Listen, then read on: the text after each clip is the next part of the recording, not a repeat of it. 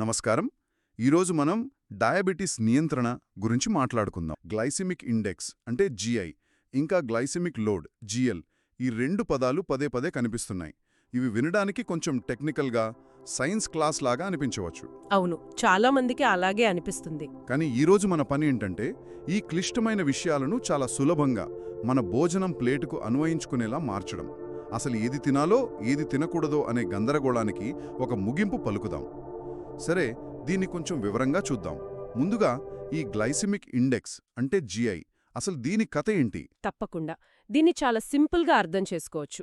Glycemic index అనేది ఒక speedometer లాంటిది. స్పీడోమీటర్? అవును. మనం తిన్న ఆహారంలోని కార్బోహైడ్రేట్లు మన రక్తంలో చక్కెరగా ఎంత వేగంగా మారుతున్నాయో అది కొలుస్తుందన్నమాట. ఓ, ఓకే. దీనికొక స్కేల్ ఉంటుంది, 1 నుంచి 100 వరకు. స్వచ్ఛమైన గ్లూకోజ్ను 100గా తీసుకుని మిగతా ఆహారాలను దాంతో పోల్స్తారు. అంటే నెంబర్ ఎంత ఎక్కువగా ఉంటే బండి అంత స్పీడ్గా వెళ్తున్నట్టు, చక్కెర అంత వేగంగా పెరుగుతుందన్నమాట. కరెక్ట్. మరి ఈ నంబర్స్కి ఏవైనా రేంజులున్నాయా? అంటే ఏది సేఫ్, ఏది డేంజర్ అని ఎలా తెలుస్తుంది? ఖచ్చితంగా. సాధారణంగా 3 కేటగిరీలు ఉంటాయి. ఒక ఆహారం జిఐ 55 లేదా అంతకంటే తక్కువ ఉంటే దాన్ని తక్కువ జిఐ అంటారు. అంటే ఇది స్లోగా చక్కెరను విడుదల చేస్తుంది. సరే. 56 నుంచి 69 మధ్య ఉంటే మధ్యస్థ జిఐ, అంటే ఒక మోస్తరు వేగం. ఓకే. ఇక 70 దాటితే మాత్రం అది అధిక జిఐ ఆహారం. ఇది రాకెట్లాగా రక్తంలో చక్కెరను అమాంతం పెంచేస్తుంది. అర్థమైంది. అంటే ఉదాహరణకు ఒక ఆహారం జిఐ 75 ఉందనుకుందాం. అది స్వచ్ఛమైన గ్లూకోజ్తో పోలిస్తే 75% వేగంతో మన రక్తంలోకి చక్కెరను పంప్ చేస్తుందని అనుకోవచ్చా? సరిగ్గా చెప్పారు. అయితే ఇక్కడే ఒక చిన్న ట్విస్ట్ ఉంది. ట్విస్టా? అవును. కేవలం స్పీడ్ అంటే జిఐ మాత్రమే చూస్తే పూర్తి కథ తెలియదు. ఇక్కడే మన శ్రోత పంపిన పత్రాల్లోని రెండో కీలక అంశం గ్లైసెమిక్ లోడ్ జిఎల్ తెరపైకి వస్తుంది. ఆగండి. అంటే జిఐ ఒక్కటే సరిపోదా? నేను ఇన్నాళ్ళు తక్కువ జిఐ ఉన్నవి తింటే చాలు, అంతా సెట్ అనుకున్నాను. ఇప్పుడు జిఎల్ అని కొత్త విషయం చెబుతున్నారు. ఏంటి దీని కథ? ఇది చాలామంది చేసే పొరపాటు. అందుకే జిఎల్ ముఖ్యం. ఒక ఉదాహరణతో చెప్తాను. పుచ్చకాయ తీసుకోండి. దాని జిఐ చాలా ఎక్కువ, సుమారు 76. ఓహ్, అంటే అది అధిక జిఐ కేటగిరీ? అవును. కాని పుచ్చకాయలో 90% పైగా నీరే ఉంటుంది. కార్బోహైడ్రేట్లు చాలా తక్కువ. నిజమే. కాబట్టి మనం ఒక ముక్క తిన్నప్పుడు దాని ప్రభావం చాలా తక్కువగా ఉంటుంది. గ్లైసెమిక్ లోడ్ అంటే జిఎల్ అనేది ఆహారం యొక్క జిఐతో పాటు మనం తింటున్న పరిమాణంలో ఎంత కార్బోహైడ్రేట్ ఉందో కూడా లెక్కిస్తుంది. ఇది మనకు వాస్తవ చిత్రాన్ని ఇస్తుంది. ఆహా. సింపుల్గా చెప్పాలంటే జిఐ అనేది కారు ఎంత స్పీడ్గా వెళ్లగలదో చెప్తే, జిఎల్ అనేది ఆ స్పీడ్తో మనం ఎంత దూరం ప్రయాణిస్తున్నామో చెబుతుంది. వావ్, ఇది చాలా ఆసక్తికరంగా ఉంది. ఇక్కడే అసలు విషయం దాగి ఉంది. కేవలం ఆహారం రకం మాత్రమే కాదు, మనం ఎంత తింటున్నామనేది అత్యంత ముఖ్యం. చాలామంది ఇది ఆరోగ్యకరమైనదే కదా అని ఎక్కువ తినేస్తూ ఉంటారు. ఖచ్చితంగా. మరి ఈ జిఎల్ను లెక్కించడానికి ఏదైనా పద్ధతి ఉందా? ఉంది. దీనికి ఒక సింపుల్ ఫార్ములా ఉంది. జిఎల్ = ఆహారం యొక్క జిఐ ఇంటూ దానిలో ఉన్న కార్బోహైడ్రేట్ల గ్రాములు డివైడెడ్ బై 100. కొంచెం లెక్కలా ఉంది. కొంచెం లెక్కలా అనిపించినా దీని వెనక ఉన్న కాన్సెప్ట్ అర్థం చేసుకుంటే చాలు. జిఐ లాగే జిఎల్కి కూడా రేంజులున్నాయి. 10 లేదా అంతకంటే తక్కువ ఉంటే తక్కువ జిఎల్. తక్కువ జిఎల్, ఓకే. 11 నుంచి 19 మధ్య ఉంటే మధ్యస్థ జిఎల్. ఇక 20 దాటితే అధిక జిఎల్. మన లక్ష్యం ప్రతి భోజనం యొక్క మొత్తం జిఎల్ను తక్కువ స్థాయిలో ఉంచడం. సరే, ఈ ఫార్ములాలు, నంబర్లు కొంచెం గందరగోళంగానే ఉన్నాయి. నాలాంటి వాళ్లకి కొన్ని ఆచరణాత్మక ఉదాహరణలతో చెప్తే బాగా అర్థమవుతుంది. మన సోర్సెస్లో యాపిల్, చిలగడదుంప, వైట్ బ్రెడ్ గురించి వివరాలున్నాయి. వాటి జిఎల్ లెక్కించి చూద్దామా? అప్పుడు విషయం స్పష్టమవుతుంది. తప్పకుండా. ఉదాహరణలతోనే ఇది బాగా అర్థమవుతుంది. ముందుగా అందరూ ఆరోగ్యకరమైనది అనుకునే యాపిల్ తీసుకుందాం. దీని జిఐ 40. ఇది చాలా తక్కువ. అవును. ఒక మధ్యస్థ యాపిల్లో దాదాపు 14 గ్రాముల కార్బ్స్ ఉంటాయి. ఇప్పుడు ఫార్ములాలో పెడితే 40 × 14 డివైడెడ్ బై 100 = 5.6. 5.6 అంటే 10 కంటే చాలా తక్కువ. అవును. దీని జిఎల్ చాలా తక్కువ.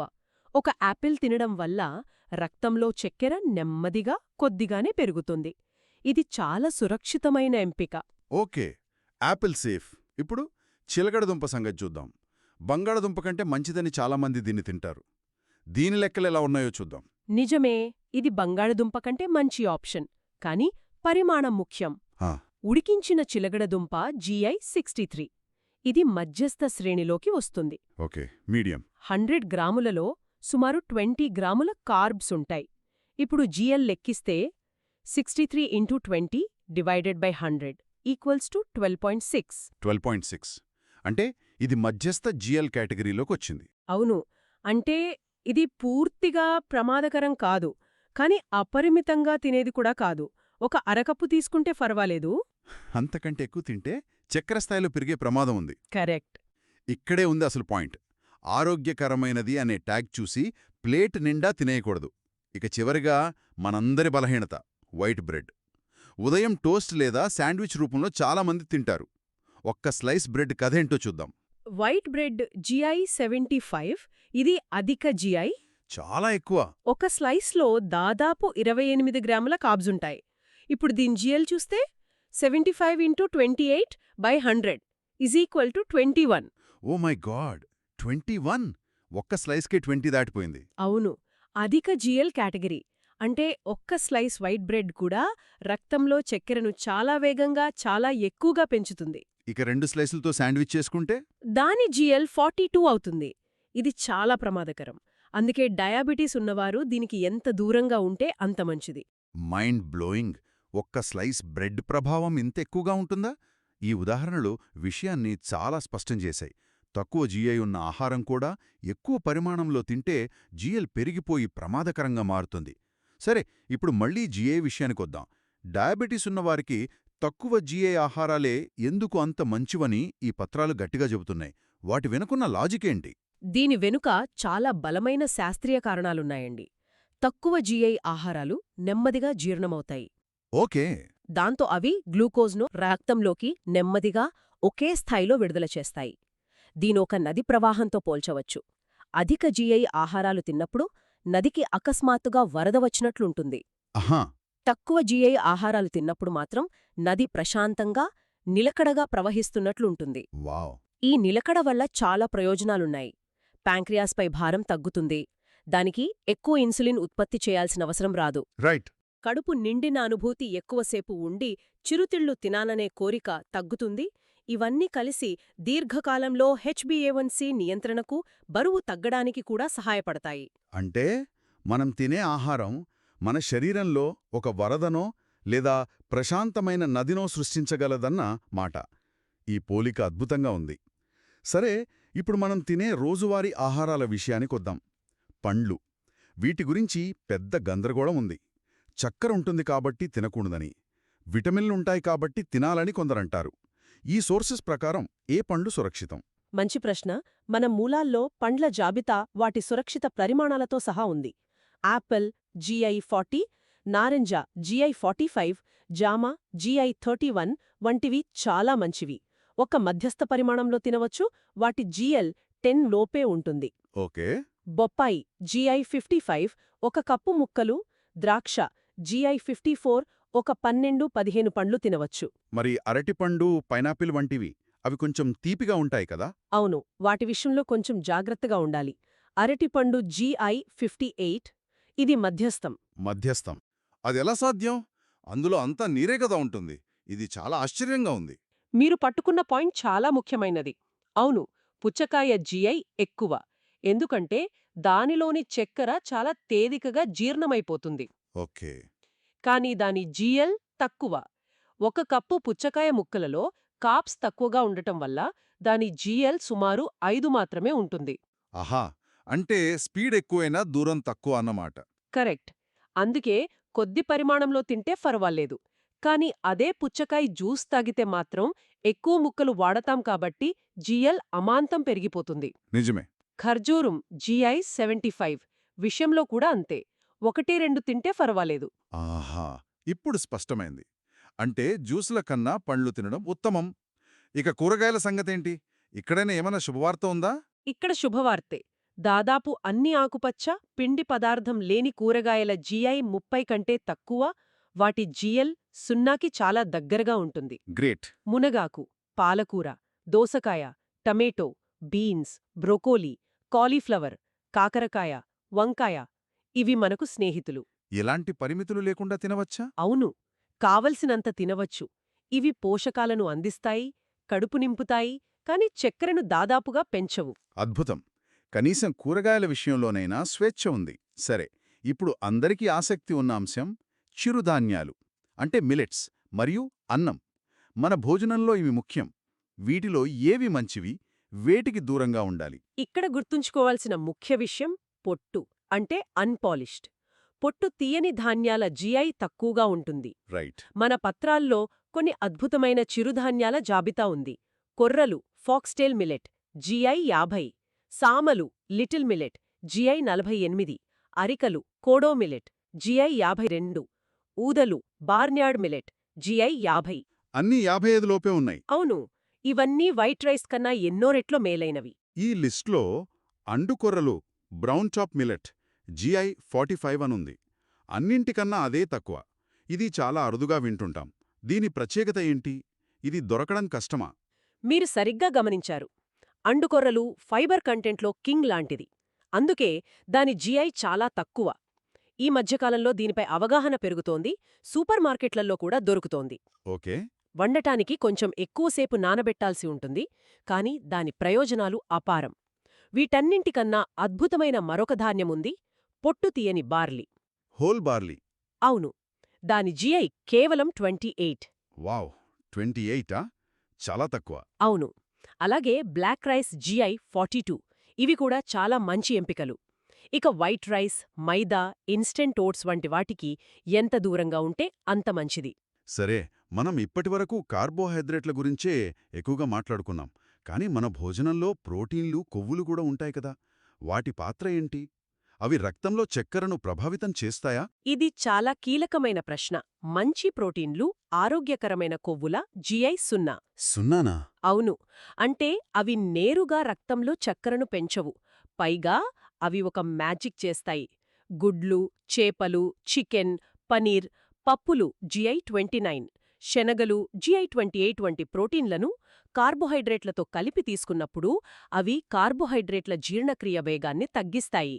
అంటే ఇవి మన భోజనానికి ఒక సేఫ్టీ బ్రేక్ లాగా పనిచేస్తాయన్నమాట.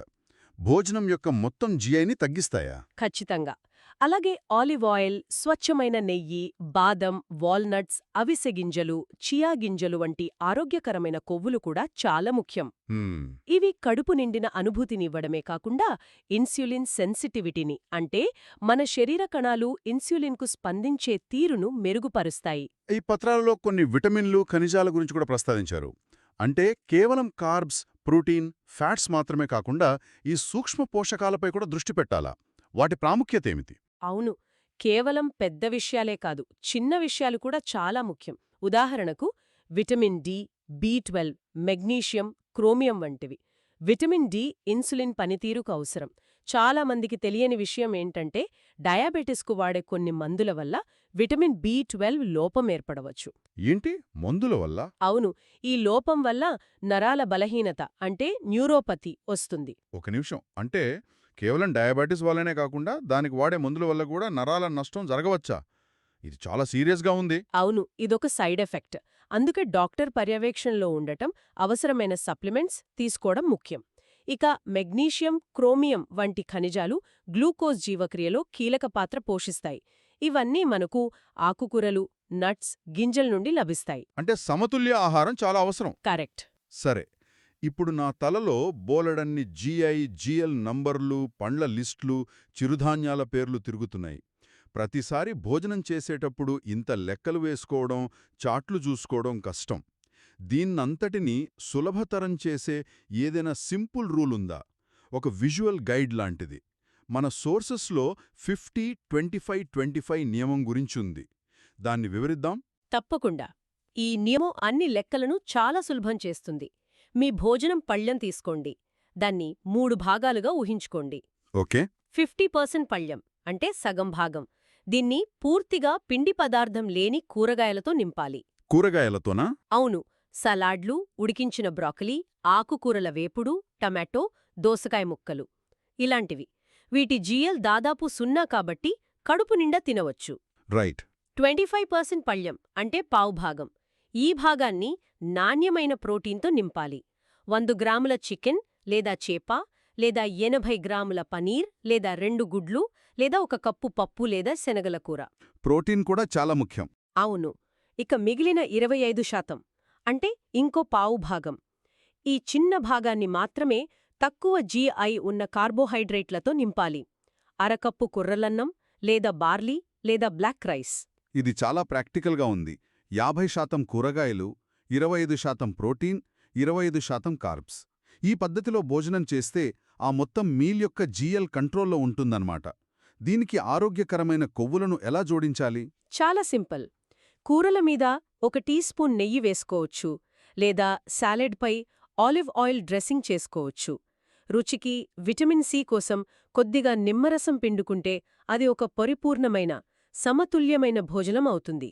ఈ పద్ధతి పాటిస్తే మొత్తం భోజనం GL 10 లోపు ఉండేలా చూసుకోవచ్చు. అద్భుతం. కేవలం ఏమి తినాలో కాకుండా ఏది ఎంత మోతాదులో ఎలా కలిపి తినాలో ఈ పద్ధతి స్పష్టంగా చెబుతోంది. ఒక సాధారణ భారతీయ భోజనం అంటే రోటీ కూర లేదా సాంబారన్నం వంటి వాటిక్కూడా దీన్ని అన్వయించుకోవచ్చా? ఖచ్చితంగా. రోటీ తింటుంటే ప్లేట్లో 2 రోటీలకు బదులు ఒక తక్కువ GI రోటీ అంటే జొన్న లేదా రాగి రోటీ పెట్టుకుని కూరగాయల కూర, పప్పు లేదా పనీర్ కూర ఎక్కువగా తీసుకోవాలి. ఓకే. అన్నం తింటుంటే ఒక చిన్న కప్పు బ్రౌన్ లేదా బ్లాక్ రైస్ పెట్టుకుని సాంబార్, కూరగాయల వేపుడు, సలాడ్ ఎక్కువగా తీసుకోవాలి. కాన్సెప్ట్ అదే. కార్బ్స్ను తగ్గించి కూరగాయలు, ప్రోటీన్లను పెంచడం. ఎగ్జాక్ట్లీ. చాలా స్పష్టంగా వివరించారు. మొత్తం మీద ఈరోజు మనం మాట్లాడుకున్న విషయాల సారాంశమేమిటి? మనం ఈ విశ్లేషణలు ముగిస్తే GI మరియు GL అనేవి డయాబెటిస్ నియంత్రణకు దిక్సూచిలాంటివి. వాటిని అర్థం చేసుకోవడం ద్వారా మనం ఆహారం విషయంలో తెలివైన నిర్ణయాలు తీసుకోవచ్చు. తక్కువ GI, నియంత్రిత GL, పొట్టుతీయని ధాన్యాలు, మంచి ప్రోటీన్లు, ఆరోగ్యకరమైన కొవ్వులు మరియు పోషకాలున్న కూరగాయలు. ఈ కలయిక రక్తంలో చక్కెరను నియంత్రించడమే కాకుండా మనకు రోజంతా శక్తిని ఇస్తుంది, ఆరోగ్యాన్ని మెరుగుపరుస్తుంది. కాబట్టి మన శ్రోత పంపిన ఈ మూలపత్రాల ప్రకారం డయాబెటిస్ నియంత్రణ అనేది ఒక శిక్ష కాదు, అది ఒక సైన్స్. సరైన జ్ఞానంతో దాన్ని సులభంగా నిర్వహించవచ్చు. ఖచ్చితంగా. దీనిని ముగించే ముందు శ్రోతలకు ఒక ఆలోచనను ఇక్కడ వదిలి వెళ్తున్నాను. చెప్పండి. మనం ఏ ఆహారాలు తినాలో వాటి GI ఎంతో తెలుసుకున్నాం. అయితే మనం వండే పద్ధతులు కూడా ఈ GIని మార్చగలవా? ఆసక్తికరమైన ప్రశ్న. ఉదాహరణకు, ఉడికించిన చిలగడ్దుంపకు అదే చిలగడ్దుంపను నూనెలో వేయించినప్పుడు లేదా ఓవెన్లో బేక్ చేసినప్పుడు దాని GI ఒకేలా ఉంటుందా లేదా మారుతుందా? ఇది తదుపరి అన్వేషణకు ఒక ఆసక్తికరమైన ప్రశ్న.